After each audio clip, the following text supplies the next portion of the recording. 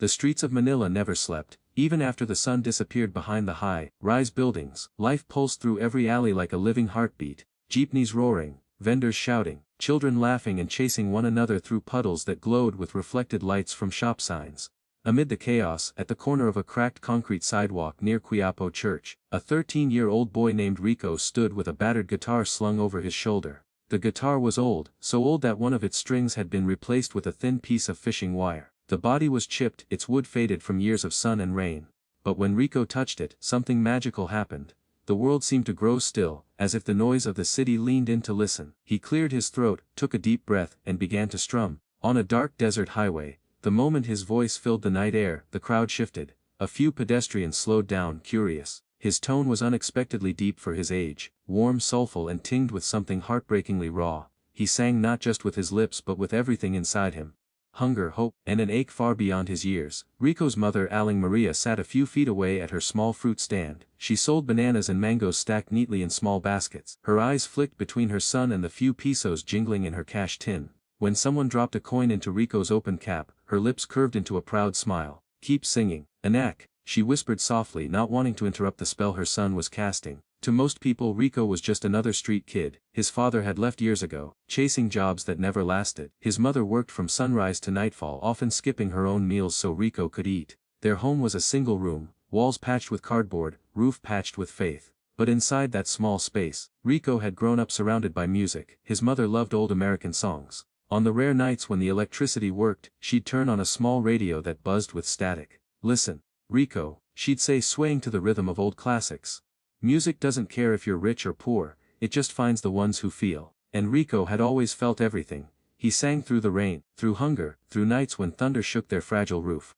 Each time he played, the people around him, jeepney drivers, vendors, even tired office workers, stopped for a moment to listen. Because when Rico sang, he made even the hardest lives seem softer. That evening was no different, or so he thought. As Rico strummed the haunting intro to Hotel California, his voice carried across the busy street. The familiar melody seemed to rise above the noise of traffic, weaving through the night air like a gentle prayer. A group of teenagers stopped to record on their phones, laughing at first but soon falling silent. The boy's voice had weight, a maturity born not from training, but from struggle. When he hit the chorus, eyes turned. Even a security guard leaned on his post, listening with a faint smile. At the end of the song, a light drizzle began to fall. Rico wiped the rain from his face and started again, refusing to stop. He knew that every song meant another meal, another chance to help his mother buy her medicine. That's when a foreign man, tall, with a camera hanging from his neck, paused across the street. His name was Michael, an Irish tourist wandering Manila before catching his flight home. He had been walking for hours, taking photos of the city's life, the chaos, the colors, the faces. But when he heard Rico's voice, something inside him froze. He stood still, camera forgotten, as the boy sang the words he himself had grown up hearing on his father's old vinyl records. "Welcome to the Hotel California." The sound was rich, soulful, almost nostalgic, like the song itself was being reborn through this small boy on the corner of a crowded Philippine street. When Rico finished, he smiled shyly at the few coins people had dropped. "Thank you, Po," he said softly, bowing his head. His mother clapped quietly from her fruit stand. Michael stepped closer. "That was incredible," he said, his accent thick but his tone sincere.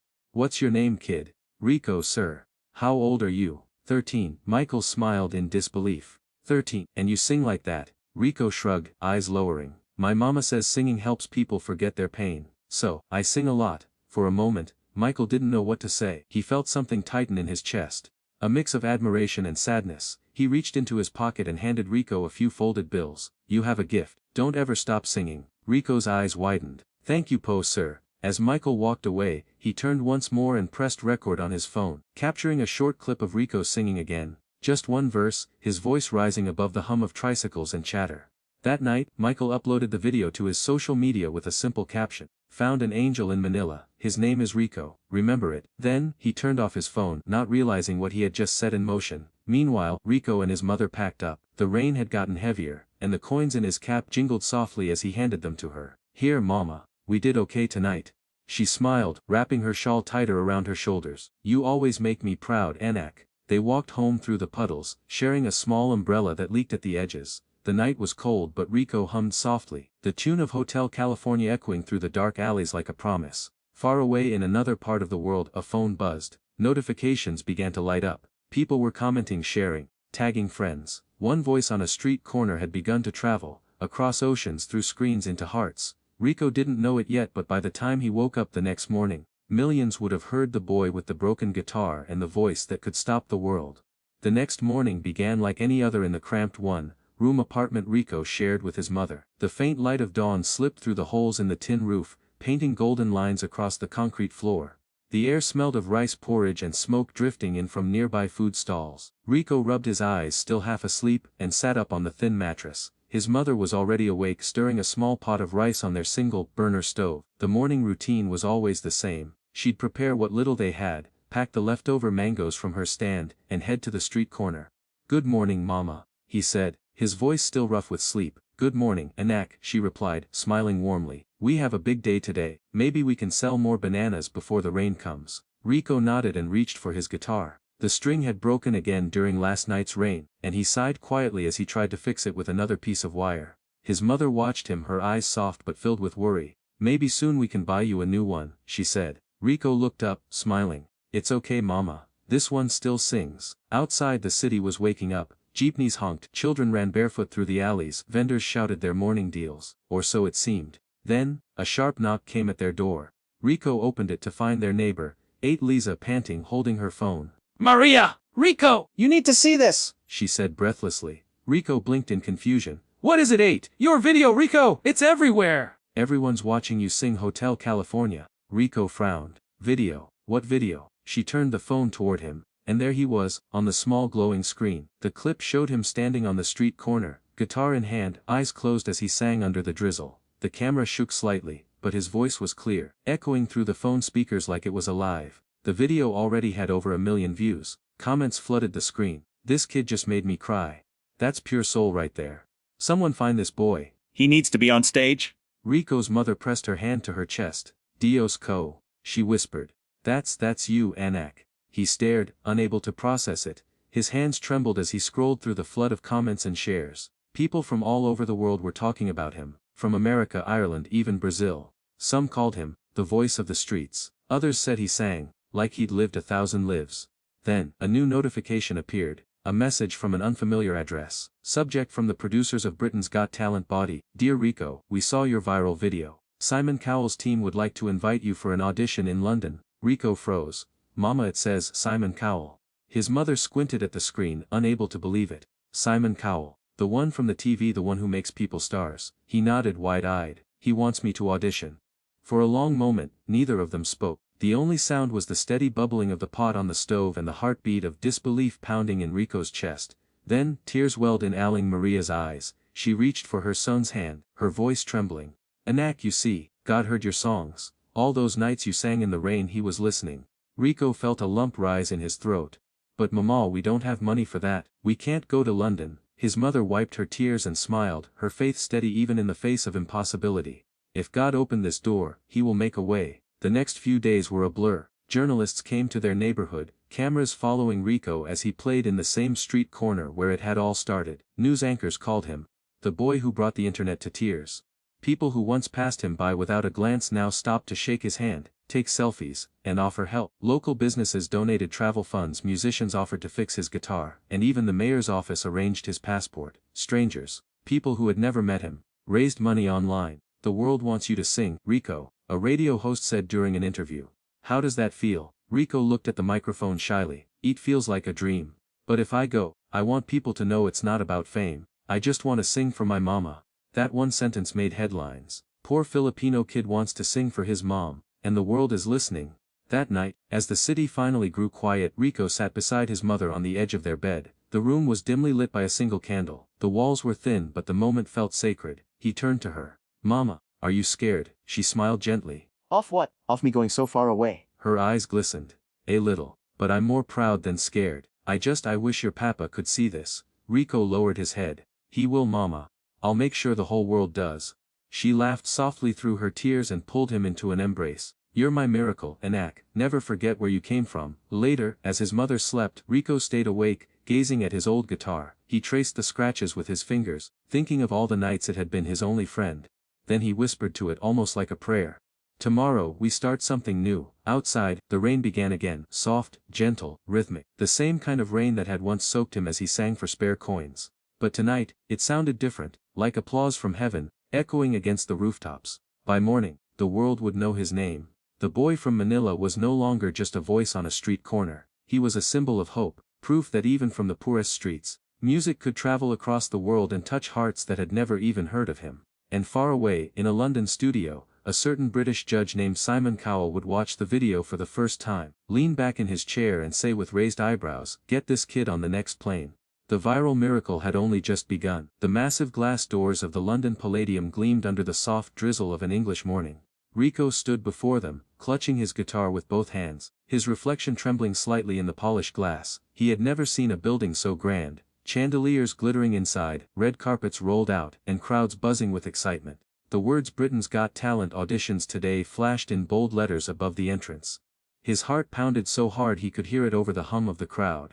He'd never left the Philippines before. The long flight, the strange cold air, the accent he could barely understand, everything felt unreal. But the small cross around his neck, the one his mother gave him before he left, grounded him. He touched it now, whispering softly, "For you, Mama." A kind woman from the show's production team, her badge read Emily, knelt beside him with a reassuring smile. "You ready, sweetheart? Big day, huh?" Rico nodded, though his voice trembled when he spoke. "Yes, Mom, just a little scared." Emily smiled gently. "Everyone's scared before their dream comes true." She winked. "Now go show them who you are." Inside, the stage loomed enormous, lights beaming down like golden stars, cameras everywhere, an audience of thousands whispering in anticipation. Rico stood in the wings, waiting for his name to be called. Behind the curtain, he could hear a performer finishing their act. A loud magician with applause and laughter echoing across the theater. When it ended, the host's voice boomed. "Next up, all the way from the Philippines, give a warm welcome to Rico Morales." The applause started polite, uncertain. A small boy from so far away, barefoot in worn jeans and a borrowed jacket. He didn't look like the kind of act people expected to win. But the moment he stepped into the light, something shifted. The crowd fell quiet. 4 judges sat in front: Simon Cowell, Amanda Holden, Alessia Dixon and David Williams. Simon's expression was unreadable, his eyes sharp and curious. He leaned back in his chair, watching the nervous boy on stage. Rico adjusted his guitar strap, swallowed hard, and stepped toward the microphone. Simon's voice cut through the silence. "Hello, young man. What's your name?" "Rico, sir," he answered, his Filipino accent soft but clear. "How old are you, Rico?" 13. 13. Simon raised an eyebrow. "And where are you from?" "From Manila, Philippines." The audience murmured, a few cheers from Filipino fans scattered across the seats. Simon smiled faintly. "Long way from home." "Ha. Yes, sir. And what are you going to sing for us today?" Rico looked down at his guitar, his fingers trembling slightly. "Hotel California, by the Eagles." Simon tilted his head. "That's a bold show, that song." Rico hesitated, then said softly, "Because my mama used to sing it when we had nothing.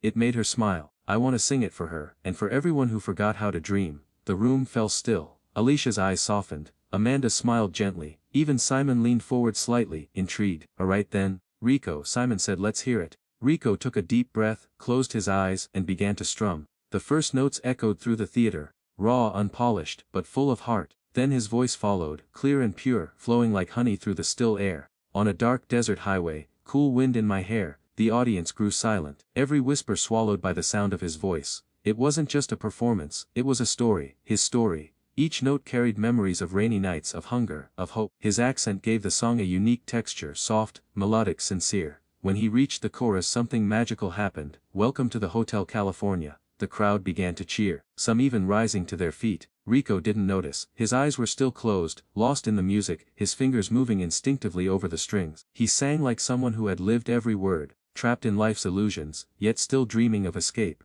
By the bridge, the atmosphere had changed completely. People were crying. Some clapped along quietly, moved by the depth of his emotion, and Simon Cowell, the man known for his ruthless honesty, sat motionless, eyes glistening, jaw slightly clenched. He had judged thousands of singers, but there was something in this boy's voice he couldn't explain. It wasn't perfection, it was truth. When the final note faded, the theater exploded. The audience leapt to their feet, clapping, shouting, cheering.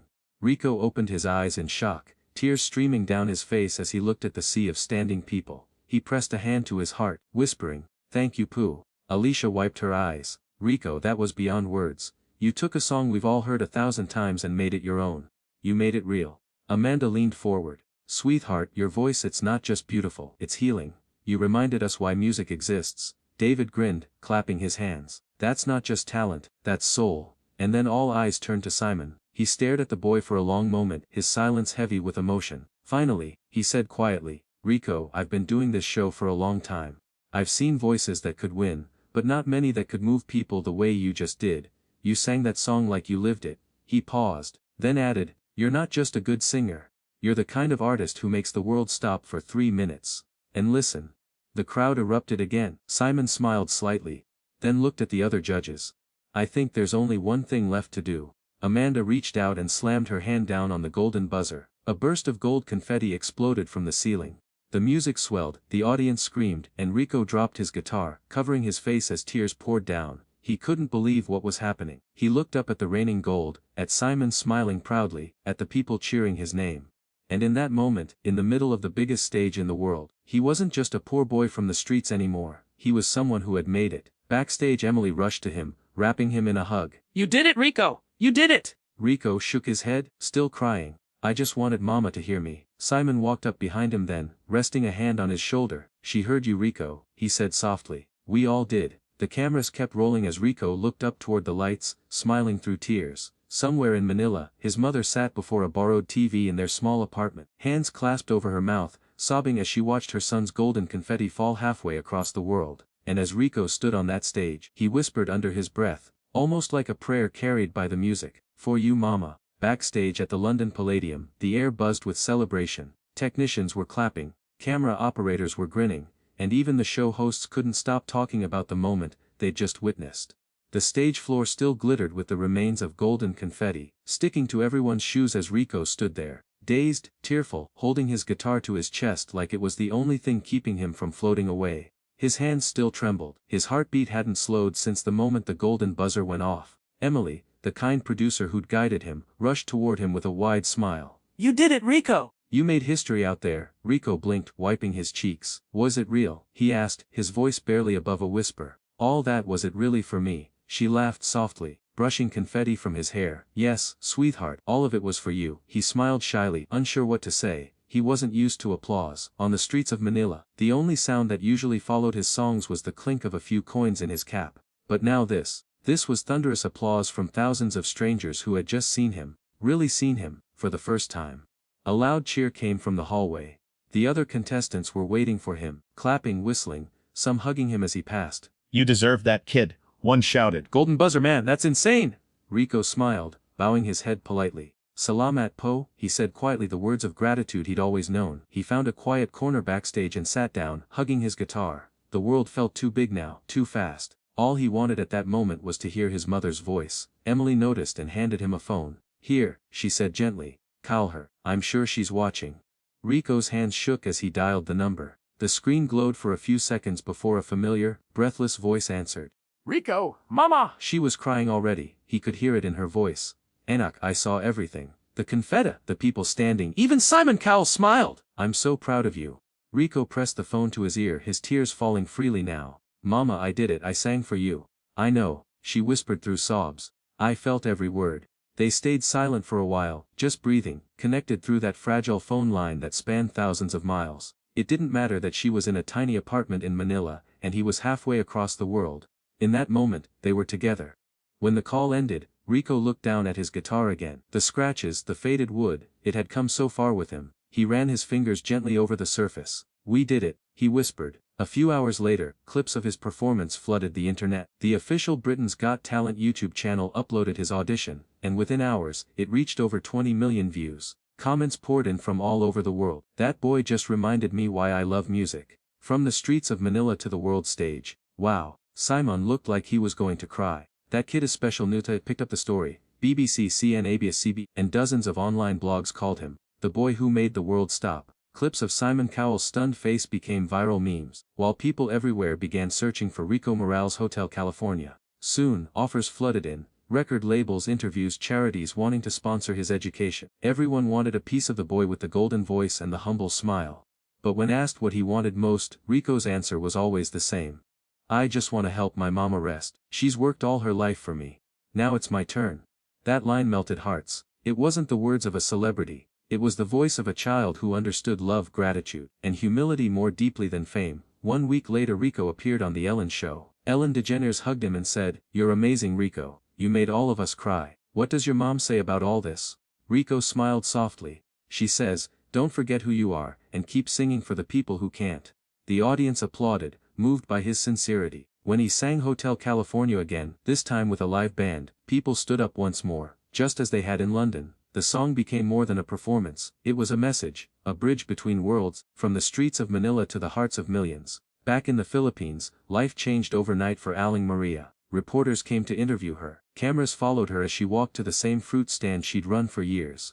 When they asked what she felt, she smiled through tears. "I always told him music was a gift from God. I just didn't know how far it would take him." Meanwhile, Simon Cowell, who was usually quick to move on from one contestant to the next, found himself replaying Rico's audition late that night in his office. The boy's voice stayed with him, pure, emotional, and hauntingly honest. In an interview days later, when asked about the performance, Simon said something rare. "That kid reminded me why I started this show in the first place. To find voices that make the world feel something again." Rico didn't fully understand what was happening. Every morning, he'd wake up in a hotel room, open the curtains to foreign skies, and whisper a prayer. He missed home. The smell of fried fish from the street vendors, the laughter of the kids in his neighborhood, the sound of his mother humming as she worked. But he also knew he had a purpose now. He wasn't just singing to survive anymore, he was singing to inspire. Weeks later, when Britain's Got Talent aired his full episode, something unexpected happened. Thousands of people sent letters, gifts, and donations. Not for Rico, but for the street children of Manila. Viewers said his story opened their eyes. They wanted to give back, to help kids who had dreams just like his. Rico wept when he found out. "Mama," he said during a call, voice breaking, "they're helping the others too, not just us." Her reply was simple but powerful. "That's because kindness echoes and act. When you sing from your heart, people don't just hear you, they remember their own hearts too." That night, as Rico lay in bed, staring at the ceiling, he realized something profound. This journey wasn't just his. It was his mother's, his neighbors, his whole community's. Every person who had ever dropped a coin in his guitar case had been part of this moment. And now the world knew their song. As he drifted to sleep, the sound of applause still echoed faintly in his mind, not the applause of fame, but the rhythm of gratitude. Tomorrow there would be interviews, meetings, rehearsals. But tonight, he rested knowing that the boy from the streets of Manila had done something extraordinary. He hadn't just sung a song. He'd reminded millions that beauty can rise from the humblest places, and that love, in its purest form, is the greatest stage of all. The sun was setting over Manila, its golden rays spilling across the rooftops and bathing the narrow streets in a soft, honeyed light. Jeepneys rumbled by, their paint faded and their horns echoing through the humid air. Vendors called out the day's last sales. Aista! Galay fresh mangoes. While children laughed and chased each other barefoot across the cracked pavement. It was an ordinary day in the neighborhood. But on this particular evening, something extraordinary was about to happen. Down the same street where years ago a boy once sang with a broken guitar, a large crowd had begun to gather. Word had spread like wildfire. Rico was back. The boy who had once sung for coins, the kid whose voice had carried him across oceans and stages, was returning to the very place where his journey began. A small stage had been built near the fruit stand where his mother used to sell bananas and papayas. Banners fluttered overhead, strung together by the community. "Welcome home, Rico." The letters were hand-painted uneven but full of love. Rico arrived quietly, stepping out of a modest van, wearing jeans and a simple white shirt. No bodyguards, no flashy entourage, just him, his mother, and a familiar old guitar case slung over his shoulder. His mother, now a little older and thinner but smiling with a peace that life had long denied her, held his arm. As he walked toward the crowd, people began to cheer, not like fans screaming for a celebrity, but like family welcoming home their own son. Rico? Rico! They shouted. Mabihay ka? "Onak, We watched you on TV? you made us so proud." He smiled, a little overwhelmed, his eyes glistening with tears. "Maraming salamat po," he whispered, bowing his head slightly in respect. When he reached the stage, he looked around. The cracked pavement, the flickering streetlights, the same smell of roasted corn from the vendor down the road. Everything was the same and yet, everything was different. He sat on a stool in the center of the stage. The crowd quieted instantly. He looked down at his guitar case and gently opened it, not to reveal a shiny, expensive instrument, but the same old guitar, the one that once had a crack running down its neck, now lovingly repaired and polished. "This guitar," he said softly into the microphone, "was my first friend. It used to sound rough and broken, just like life sometimes feels. But I learned that broken things can still make music if you keep playing." There was a murmur in the crowd. Some smiled, others wiped their eyes. Rico took a deep breath, strummed a chord and began to sing Hotel California. But this time, it wasn't a performance for fame, for judges, or for a golden buzzer. This was for the people who had given him his first audience, the jeepney drivers, the fruit vendors, the kids who once danced around him as he played for coins. His voice had matured, it carried more weight now, more depth, but it still held that unmistakable sincerity that had first touched millions. As he sang, his eyes scanned the crowd, landing on faces that had once been strangers but now smiled with pure pride. Near the front, a little boy caught his eye. The boy couldn't have been more than 10, barefoot and holding a tiny, battered guitar, just like Rico used to. He was watching with wide eyes, mouth slightly open, as if seeing his future reflected in front of him. When the song ended, the street erupted in applause and cheers. Rico stood humbled, smiling shyly, then he motioned for the boy to come forward. The crowd parted, encouraging him. The boy hesitated at first but then took small steps toward the stage, clutching his broken guitar tightly. "What's your name?" Rico asked gently. "Lito," the boy whispered. Rico knelt down and smiled. "Do you like singing?" The boy nodded. "Yes, but my guitar's not good, it's broken." Rico chuckled softly. "Mine was too. But you know what my mama used to say, it's not about the guitar, it's about the heart that plays it." Then, in one smooth motion, Rico handed the boy his own guitar.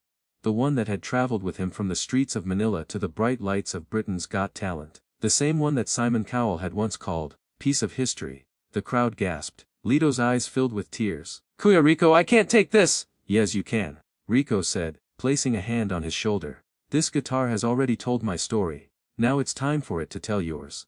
The boy hugged the instrument tightly as if holding a treasure. Rico turned back to the microphone. "When I was younger, I thought success meant having more money, more applause, more fame. But I've learned something. True success is when you can give back. When your voice, your story, or even your song gives someone else a reason to hope." The audience grew quiet. Even the wind seemed to pause. His mother, standing at the side, wiped tears from her eyes. For her, this moment was more than pride, it was redemption. She had spent years worrying if her son would be safe, if he'd ever eat 3 meals a day, if he'd ever be seen for who he truly was. Now, she watched him shine, not because of fame but because of kindness. The next song Rico played was new, one he had written himself. It was called, "Back Home." The lyrics spoke of the street where dreams are born, of a mother's love that never gives up, of how no matter how far one goes, the heart always finds its way home. People swayed, some sang along softly, others closed their eyes and simply listened. By the end there wasn't a dry eye in the crowd. As the night grew deeper, Rico looked up at the sky, filled with stars above the Manila skyline. He took a slow breath, feeling peace settle over him like a gentle blanket. He had sung on world stages, met celebrities, and been cheered by millions. But standing there, on the same street where everything began, surrounded by laughter and love, he finally felt what true success meant. When the crowd started to leave, Rico stayed behind for a moment, sitting on the edge of the stage. His mother came up and sat beside him. "You've made them proud," she said softly. "I just sang," he replied. "They're the reason I had a song in the first place." She smiled and rested her head on his shoulder. "You've come home, Anak.